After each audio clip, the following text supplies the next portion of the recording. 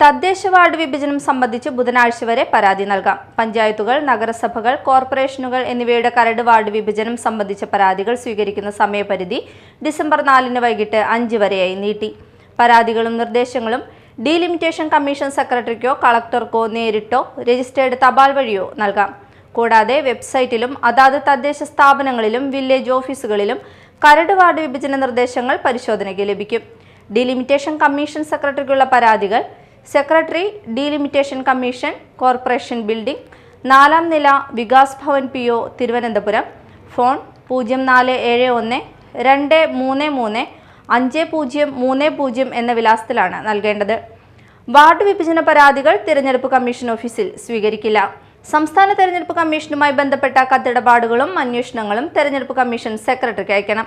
മേൽവിലാസം: സംസ്ഥാന തെരഞ്ഞെടുപ്പ് കമ്മീഷൻ ഓഫീസ്, ജനഹിതം, വികാസ് ഭവൻ PO, 695-033, തിരുവനന്തപുരം. ഫോൺ 0471-232-8158.